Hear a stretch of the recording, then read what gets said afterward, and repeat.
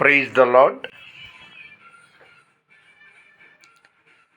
నిన్న రాత్రి అంటే జూన్ 10వ తారీఖు రాత్రి నుండి ఈరోజు ఉదయం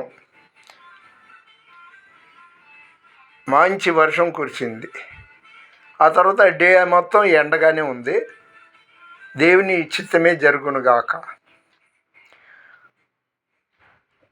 ఇక నుండి ప్రసంగాలు వాక్యోపదేశాలు చెయ్యను. ఆ రోజుల్లో అపోస్తులు 12 మంది ఉన్న వాస్తవాలు చెప్పినందుకు చాలా మంది చేత వాళ్ళు విమర్శింపబడ్డారు, బాధలు పడ్డారు. ఏదేమైనా కానీ దేవుని ప్రకటించడం అంటే ఆయన బైబిల్లో ఉన్న విశేషాలు పబ్లిక్కి చెప్పాలంటే నాకు చాలా ఇష్టం. కానీ కారణాంతరాల వల్ల ఇక నుండి దేవుని వాగ్దానం, ఆ తర్వాత ఒక పల్లవి చరణం పాడి ముగిస్తాను. అయితే నా వీడియోలు చూస్తున్న వాళ్ళందరికీ ఎలాంటి సమస్యలు లేకుండా కాపాడు, వాళ్ళకి మంచి ఆరోగ్యం ఇవ్వని ప్రార్థన చేస్తున్నా. ఈరోజు దేవుని వాగ్దానం. Today God promise, 1 Samuel chapter 2:30. మొదటి సమూయేలు 2వ అధ్యాయం 30వ వచనం.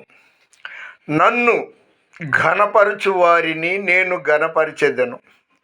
దేవుణ్ణి మనం ఘనపరచటానికి నన్ను ఘనపరచు వారిని నేను ఘనపరచెదను అంటున్నాడు.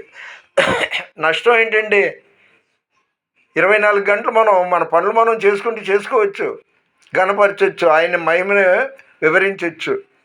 ఎందుకంటే మొదటి యోహాను 4:4లో ఉంది కదా, నీలో ఉన్నవాడు లోకంలో ఉన్నవాని కంటే గొప్పవాడని. మరి ఆయన్ని స్తుతిస్తే తప్పేంటి? నాన్ స్టాప్గా చేసుకోవచ్చు. నేను మాత్రం అలా చేస్తున్నా, నాకు అది నచ్చింది ఆ మాట. ఓ పల్లవి చరణం పాడి ముగించేస్తాను. శాశ్వతమైనది నీవు నా ఎడ చూపిన కృపా, శాశ్వతమైనది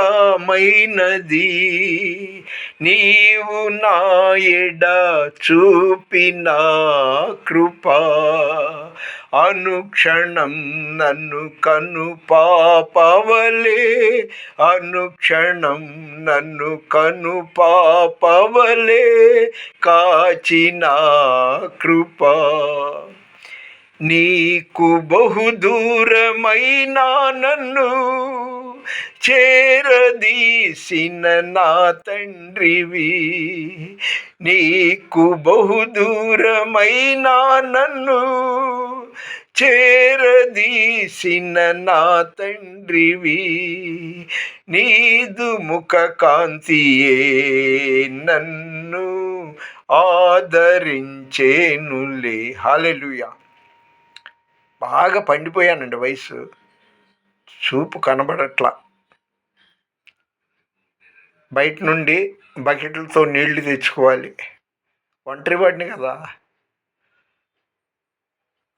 ఇది ఏదైనా లంచ్ కానీ ఫుడ్ కానీ తెచ్చుకోవాలంటే సాయంత్రం 6:30 తర్వాత కానీ నేను ఉన్న స్థానం నుండి పంజా సెంటర్కి వెళ్ళాలి. చూపు అస్సలు కనబడట్లా. ఎదురుగా స్కూటర్ వస్తుందో ఆటో వస్తుందో తెలియట్లా. అయితే వారిలో ఒంటరి అయిన వాడు 1000 మంది అగును. ఆ మాట ఆయన్నే నమ్ముకొని ఆయన మీదే ఆధారం పెట్టుకొని చూస్తున్నా. పిల్లలు మా ఇంట్లో వచ్చి 10 రోజులు ఉంటుండే, 15 రోజులు ఉండొచ్చుగా నాన్న అని అంటుంటారు. కానీ ఎప్పుడైనా 100కి కోటికి వెళ్ళినా కూడా ఒక పూట ఉంటాను, మహా అయితే ఒక రోజు ఉంటాను. పిలిచారు కదా అని అదే పనికి వెళ్ళి ఉంటాను. నా కోసం మీ ప్రార్థనలో జ్ఞాపకం చేసుకోండి. ప్లీజ్ లైక్ చేయండి, షేర్ చేయండి, సబ్స్క్రైబ్ చేయండి. దేవుని పరిచర్యలో మీ రత్నం ఫ్రాన్సిస్. God bless you.